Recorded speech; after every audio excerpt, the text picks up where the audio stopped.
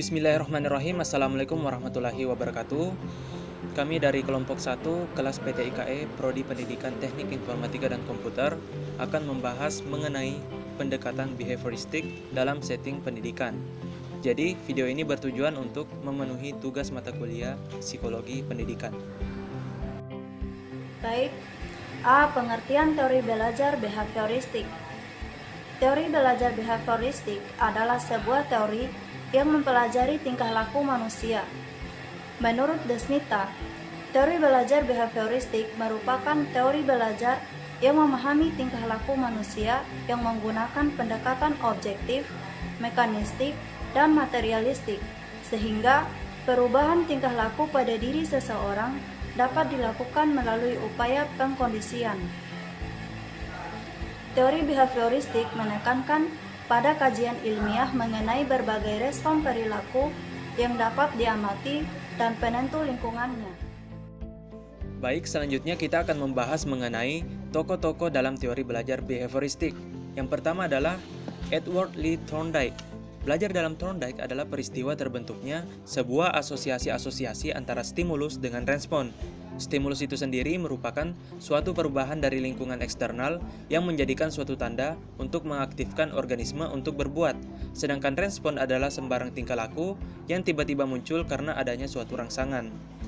Teori belajar Thorndike dikenal sebagai teori trial and error atau selecting and connecting, yaitu menyatakan bahwa belajar terjadi karena adanya proses mencoba-coba dan membuat suatu kesalahan. Adapun hukum-hukum Thorndike dalam belajar, diantaranya adalah hukum akibat, di mana hubungan stimulus-respon akan semakin kuat jika akibat yang ditimbulkan menyenangkan. Jika tidak menyenangkan, akibatnya tidak akan memuaskan. Hukum latihan, di mana hubungan-hubungan akan menjadi tambah kuat jika adanya latihan, dan akan menjadi lemah jika latihan dihentikan. Dan yang terakhir adalah hukum kesiapan, yaitu keadaan-keadaan di mana pelajar cenderung untuk mendapatkan kepuasan atau ketidakpuasan, menerima sesuatu, ataupun menolak sesuatu. Selain itu, adapun hukum-hukum minor dari Thorndike diantaranya adalah hukum aktivitas sebagian, di mana pelajar dapat bereaksi secara selektif. Selanjutnya, hukum reaksi bervariasi, di mana agar suatu respon berhasil ditangkap, maka respon tersebut harus benar-benar terjadi.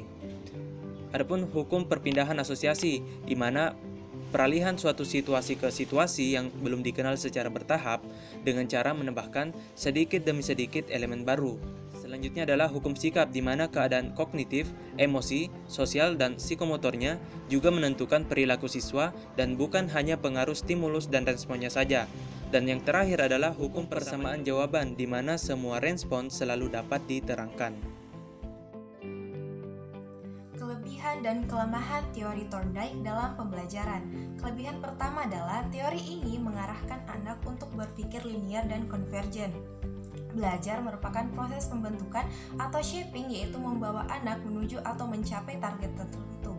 Kelebihan yang kedua adalah membantu guru dalam menyelesaikan indikator pembelajaran. Kelemahan yang dimiliki dari teori Thorndike dalam pembelajaran adalah yang pertama, seringkali tidak mampu menjelaskan situasi belajar yang kompleks sebab banyak variabel atau hal-hal yang berkaitan dengan pendidikan atau belajar yang tidak dapat diubah menjadi sekedar hubungan stimulus dan respon. Kelemahan yang kedua adalah teori ini tidak mampu menjelaskan alasan-alasan yang mengacaukan hubungan antara stimulus dan respon dan tidak dapat menjawab hal-hal yang menyebabkan terjadinya penyimpangan antara stimulus yang diberikan dengan responnya. Adapun penerapan dari teori Thorndike dalam pembelajaran adalah yang pertama, guru harus tahu apa yang akan diajarkan, materi apa yang harus diberikan, respon apa yang diharapkan, kapan harus memberi hadiah atau membetulkan respon. Situasi belajar harus dibuat menyenangkan dan mirip dengan kehidupan masyarakat. Yang kedua adalah tujuan pendidikan harus masih dalam batas kemampuan belajar peserta didik dan terbagi dalam unit-unit sedemikian rupa sehingga guru dapat menerapkan menurut bermacam-macam situasi. Yang ketiga adalah agar peserta didik dapat mengikuti pelajaran, proses belajar harus bertahap dari yang sederhana sampai yang kompleks. Materi pelajaran harus bermanfaat bagi peserta didik untuk kehidupannya setelah lulus dari sekolah. Menurut Thorndike, Pelajaran sulit yang melebihi kemampuan anak tidak akan meningkatkan kemampuan belajarnya. Keempat adalah dalam belajar, motivasi tidak begitu penting karena yang terpenting adalah adanya respon yang benar terhadap stimulus. Dan yang terakhir adalah peserta didik yang telah belajar dengan baik harus diberi hadiah dan bila belum baik harus segera diperbaiki. Tokoh kedua yaitu Burrhus Frederick Skinner tahun 1904 sampai tahun 1990. Skinner mementingkan tingkah laku sebagai hubungan antara perangsang dengan respon. Skinner ini menganggap bahwa reward atau hadiah sebagai salah satu faktor yang penting dalam suatu proses belajar. Teori pembelajaran Skinner ini dikenal dengan teori pembiasaan perilaku respon atau operant conditioning. Operan adalah sejumlah perilaku atau respon yang membawa efek yang sama terhadap lingkungan yang dekat. Adapun prinsip Skinner dalam proses pembelajaran yaitu hasil belajar harus segera diberitahukan kepada siswa, jika salah dibetulkan, jika benar diberi penguat. Proses belajar harus mengikuti irama dari yang belajar. Materi pelajaran digunakan sistem modul. Dalam proses pembelajaran tidak digunakan hukuman. Dalam proses pembelajaran lebih dipentingkan aktivitas sendiri. Tingkah laku yang diinginkan pendidik diberi hadiah dan sebaiknya hadiah diberikan dengan digunakannya jadwal variabel rasio reinforcer. Dan terakhir yaitu dalam pembelajaran digunakan shaping. Kelebihan teori belajar B.F. Skinner, yaitu pada teori ini pendidik diarahkan untuk menghargai setiap anak didiknya. Hal ini ditunjukkan dengan dihilangkan sistem hukuman dan didukung dengan pembentukan lingkungan yang baik, sehingga meminimalkan terjadinya kesalahan. Adapun kekurangan teori belajar B.F. Skinner, yaitu tanpa adanya sistem hukuman, kemungkinan akan membuat anak didik menjadi kurang mengerti tentang sebuah kedisiplinan. Hal tersebut akan mempengaruhi kelancaran kegiatan belajar mengajar. Selanjutnya, aplikasi teori belajar Skinner dalam pembelajaran, yaitu yang pertama, bahan yang dipelajari dianalisis sampai pada unit-unit secara organis. Yang kedua, hasil belajar harus segera diberitahukan kepada siswa. Jika salah dibetulkan dan jika benar diperkuat. Ketiga, proses belajar harus mengikuti irama dari yang belajar. Keempat, materi pembelajaran yang digunakan adalah sistem modul. Kelima, sistem lebih ditekankan untuk kepentingan diagnostik. Keenam, dalam proses pembelajaran lebih dipentingkan aktivitas sendiri. Ketujuh, dalam proses pembelajaran tidak dikenakan hukuman. Kedelapan, dalam pendidikan mengutamakan mengubah lingkungan untuk menghindari pelanggaran agar tidak menghukum. Kesembilan, tingkah laku yang diinginkan pendidik diberi hadiah. Kesepuluh, hadiah diberikan kadang-kadang jika perlu. Ke-11, dalam pembelajaran sebaiknya digunakan shaping. Ke-12, belajar mengajar menggunakan teaching machine.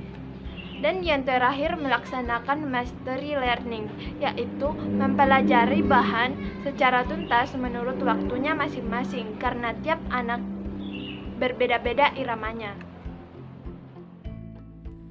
Tokoh teori belajar behavioristik yang ketiga yaitu Albert Bandura.